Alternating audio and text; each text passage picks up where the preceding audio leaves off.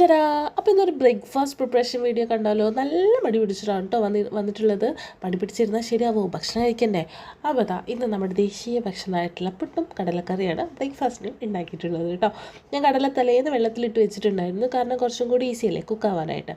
അങ്ങനെ അതാ ഒരു ഈസി റെസിപ്പിയാണ് കേട്ടോ. ഞാൻ എപ്പോഴും ഈസി റെസിപ്പി തന്നെയാണ് ഫോളോ ചെയ്യാറുള്ളത്, കാരണം കിച്ചണിൽ ഒരുപാട് ടൈം ഇൻവെസ്റ്റ് ചെയ്യാൻ എനിക്ക് താല്പര്യമില്ല. എനിക്ക് പെട്ടെന്ന് പരിപാടി കഴിച്ചിട്ട് ബാക്കി എൻ്റേതായിട്ടുള്ള കുറച്ച് ടൈം എനിക്ക് കിട്ടണം. അതുകൊണ്ട് തന്നെ ഞാൻ ഈസി റെസിപ്പീസാണ് എപ്പോഴും ഫോളോ ചെയ്യാറ്. ഒന്നുമില്ല, നമ്മുടെ കടല 2 പൊട്ടറ്റോ ഇട്ടാൽ കുറച്ചും കൂടി ഒരു തിക്നെസ് കറിക്കുണ്ടാവും. ഉപ്പ്, മസാലപ്പൊടികൾ, ചിക്കൻ മസാല, ഗരം മസാല, മുളക് പൊടി, അങ്ങനെയുള്ള പൊടികളൊക്കെ ഇട്ടിട്ട് കുക്കറിലിട്ടിട്ട് വിസിലടുപ്പിക്കുക, കടുക് വറുത്തിടുക. ഇതാണ് റെസിപ്പി കേട്ടോ. ഈസിയാണ്, എന്നാൽ ടേസ്റ്റും ഉണ്ട് കേട്ടോ.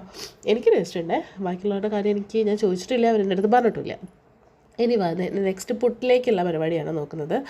പുട്ടിൽ ചൂടുവെള്ളം ഒഴിച്ചിട്ടാണ് മിക്സ് ചെയ്യുന്നത്. എല്ലാവരും അങ്ങനെ തന്നെയല്ലേ ചെയ്യുക. ഞാനും ചെറിയ ചൂടുവെള്ളം ഒഴിച്ചിട്ടാണ് മിക്സ് ചെയ്യുക. പക്ഷേ നല്ല ഉറക്കമാണ്. അപ്പോൾ ആ ഒരു ടൈമിൽ എനിക്ക് തേങ്ങ വേണമായിരുന്നു. തേങ്ങ സെറ്റായിട്ടുണ്ടായിരുന്നില്ല. അപ്പോൾ രാജേഷ് ചേട്ടൻ അത് പൊളിച്ചിരുന്ന സമയം കൊണ്ട് ഞാൻ കുറച്ച് നോട്ട്സ് എഴുതാൻ കരുതി കേട്ടോ. കുറച്ച് എൻ്റെ മൈൻഡിലുള്ള കാര്യങ്ങൾ ആ ഒരു ദിവസത്തിനെ കുറിച്ചിട്ട് എഴുതാൻ കരുതിയിട്ടുണ്ടായിരുന്നു.